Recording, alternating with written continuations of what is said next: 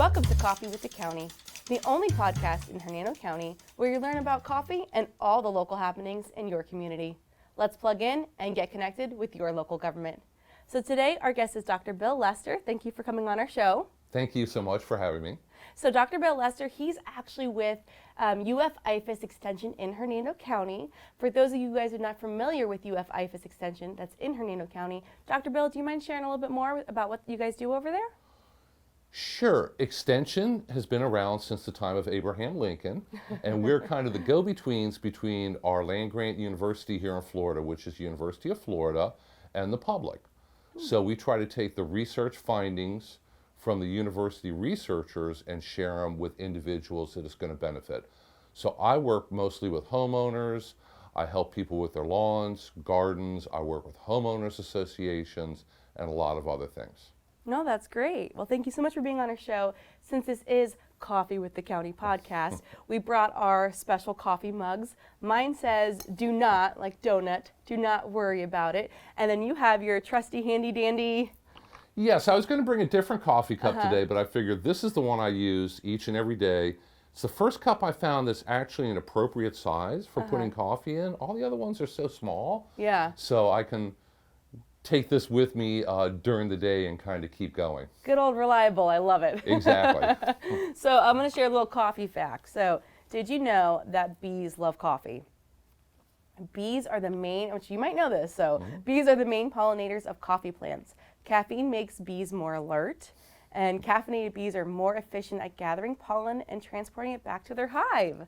Who would have thought that? I didn't know that. And I've seen coffee grown in Costa Rica years ago. Didn't really notice a whole lot of bees around it, but it has to get pollinated somehow. Exactly. So bees love coffee just like we do. So anyways, a couple of things I wanted to talk to you about today. The Fertilizer Ordinance.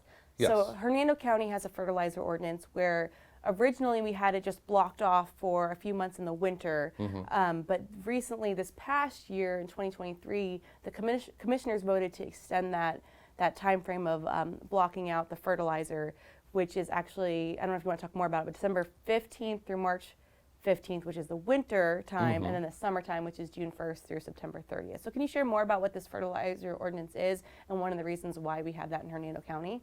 Sure. Well, first of all, there's a number of counties and municipalities around Florida that have fertilizer ordinances, and they're all a little bit different, so it's very important that people understand Hernando County's individual ordinance. The reason why we have the ordinance is to help protect Florida springs and surface water and the Gulf of Mexico, because we've had problems in the past with too much nitrogen and phosphorus ending up in waterways. So to help combat this, the state of Florida has implemented fertilizer ordinances and instructed certain counties and cities to pass fertilizer ordinances. Gotcha. The main goal of ours is to help reduce the amount of fertilizer that's being placed on lawns during times of year where there's a very good chance that fertilizer is going to end up somewhere where we don't want it. It's either going to leach through our sandy soils and end up in the groundwater, or it's going to wash off and end up in a creek or a pond or Weeki-Wachee River or springs, and then end up in the Gulf of Mexico also. Okay. So I can see the importance of it, and so those few months, the summertime and the wintertime, that's a complete block where you cannot put any fertilizer on the ground. Yes, and the reasoning behind that is the summertime blackout period. During the summer, it rains a lot here, so for new residents, they might not realize that yet, but we do get a lot of rain here during the summer. So if you fertilize during the rainy season during the summer, the fertilizer may wash off the surface of your lawn after you put it down and end up in a waterway. During the winter, all of our turf grasses here go dormant. So this being the end of January, people have probably noticed that their lawns aren't growing very fast. It might be a little tan, a little brown. It's because they're dormant. There's no point fertilizing your lawn during the dead of winter because the grass is not going to take up the fertilizer. Fertilizer is just going to sit in the soil and probably leach and end up in the groundwater where we don't want it to go. Gotcha. Well, I do have to say my husband's favorite time to mow the lawn is in the winter because he has to mow it a lot less. So. Yeah, I haven't had to cut mine, but maybe once since Thanksgiving, really. So. Yeah, exactly. So it makes sense. I mean, if you're over fertilizing too, and you're, time of winter, that might not be a good idea to go ahead and do that. You go around the community and educate the public. You have you work on educational campaigns. You work with Florida Friendly Landscaping. I know that you're working on some fun reels out there to educate the public. Little sneak peek. Do you mind giving a shout out to your social media pages and how people can kind of get involved and get connected about what you guys do? Sure, we offer a lot of free classes, a lot of information.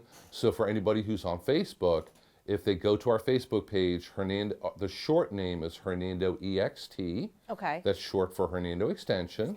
Okay. And like us and follow us. That way you can be the first to find out about our upcoming classes. Everything that we're doing, we're going to put under the events or make a post about it also. We always have a lot of good lawn and garden information. The beginning of every month, we put up infographics with what you should be doing in the garden that month. So what vegetables to plant, what flowers to plant, what trees are going to be blooming. We do have an Instagram page, but it's been kind of neglected for a while. I need to get back to that. But yeah, follow us on Facebook. That is the best way to keep on top of what we have going on in all of our different classes. And one of the best parts is that a lot of the stuff that you guys offer is free for Hernando County residents. Almost everything is free. We occasionally have classes where participants end up with a citrus tree or 3 small fruiting plants.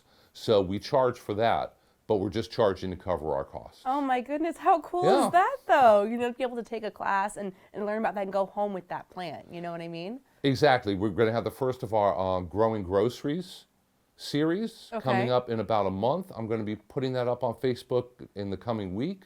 And the first crop that we're going to be talking about is Barbados cherries. Ooh, so it's a tropical shrub that grows very well here in Hernando County. Gets small orange red fruits. They're a little tart, but very high in vitamin C, very easy to grow. So follow us on Facebook and find out all about that. I'm hungry now. That sounds amazing. And that's so cool. That's local here in Hernando County that you guys offer this. Going back to Fertilizer Ordinance, though, I did want to quickly talk about the watering schedule in Hernando County, because I think there's a lot of confusion out there for Hernando County and surrounding counties. Each county has their own ordinance that's enacted for the water restrictions, and that does kind of affect and go hand in hand with the Fertilizer Ordinance, right? It does. We teach the public a lot about the Fertilizer Ordinance and also our Hernando County watering restrictions. So here in Hernando County, homeowners can only water their lawn once a week, and your day depends on what the last number of your street address is. And if I don't know the numbers right off the top of my head, but you can contact Hernando County Utilities Department or the Extension Office to find out more information about what your day to water is. If you water on the wrong day or at the wrong time, you may be liable for getting a ticket, and nobody wants to get a ticket from anybody.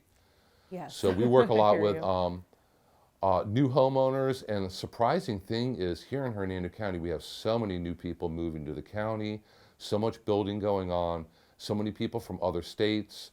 I think the largest group of people who are moving to Hernando County right now are from the greater Tampa Bay area. So they're used to Florida, but they've been under other counties' fertilizer restrictions and watering restrictions that are not familiar with ours. So we share a lot of information about that. I work a lot with different individual subdivisions, homeowners in general. We'll go to meetings, homeowners association meetings, different group meetings. Some of the neighborhoods where they have a lot of retirees, they have a lot of clubs, and we go and speak to them also. That's great, to see the homeowners firsthand and just kind of explain. I think in Hernando County, it's before 8 a.m. on your watering day or after 6 p.m. That's correct. So if you're doing it on your day, you can water after 6 p.m. Has to be all done before 8 a.m. because if you're watering after 8 a.m., you're liable to get a ticket. Not only that, and I don't know the details behind the scenes on that, but don't they say when you water in the middle of the day, by the time the water hits the grass and where it needs to go in the soil, it's already evaporated, correct? Yes, if you're watering on a very sunny day in the middle of the day, a lot of the water evaporates before it even hits the ground. Or it hits the ground, it hits your lawn, it hits the plants, and before it has a chance to soak in and get to the roots, it evaporates away. Well, there you go. I mean, kind of more reason to wait until 6 p.m. after 6 p.m. A lot of houses have that timer where you just have it set for 6 p.m. on your watering day and usually good to go, right? Yes. But, you know, even with those timers, they can have problems. We've seen people with timers that were running at the wrong time because their power went off for a few minutes. Okay. When the power comes back on, if you don't have a working battery backup on it, it'll reset it and you're on a different schedule, whatever is pre-programmed in that timer. Gotcha. Okay. And if your house or anywhere in your yard is hit with lightning, it could damage your box, and now either your irrigation doesn't run at all, or it's running at the wrong time. So there's a certain amount of maintenance that you need to do to make sure that once you set it, it stays set to run when you want it to forever. Not just set it and forget it, but set it and maintenance it. Yes, yes. Exactly. And I was going to say, too, one of the things that we do on social media every single daylight savings time, we make sure in our Facebook post that we're giving a shout out to the watering schedule and say, make sure that you set your clock on that too, because if it's 6 p.m. and then, you know, the time changes and now it's watering at 5 p.m. if you had now you're off by an hour. Exactly. So it may be running an hour outside of the allowable times, and now you're going to get in trouble for that. Exactly. And one of the things for Hernando County, which, you know, you get the new homeowners that may not be aware, come from a different area where it's different type of watering schedule, but this ordinance has been enacted in Hernando County for 12, 13 years. Yes, it has been. Yeah. And other counties still allow twice a week watering, but Hernando County does not. No, yeah. And that's one of the things, just to educate the public and let them know, you know, it's about the environment and what we can do to help, you know, prevent. We talked about all the runoff and everything, nitrogen leaking into the ground and all that stuff, and protect our natural assets, our aquifer and the water, and just kind of educate, you know, the public and let them know what's important and what to keep Because an eye out those for. things are so important here in Hernando County.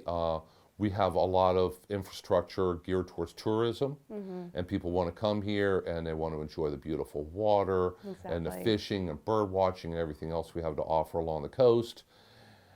And too much nitrogen and phosphorus in the water really, really disrupts that. Yeah. We want to keep Hernando County beautiful. It's our home. Exactly. That's how everybody can do their part to help. Exactly. Well, thank you so much for coming on the show today. Oh, thank you so much for inviting me. I'd love to come back sometime. Of course. I wanted to end with this, a fun little pun, but this was a perfect blend of an episode today. So thank you for coming on Coffee with the County. And if anyone has any questions, what's the best way to get a hold of you? Best way to get a hold of me is by email, because I'm here, I'm there. It seems like some weeks I'm everywhere. Yeah. My email is wlester@ufl.edu. Perfect. Great. Well, thank you, Dr. Bell. We appreciate your time. Okay, thank you so much.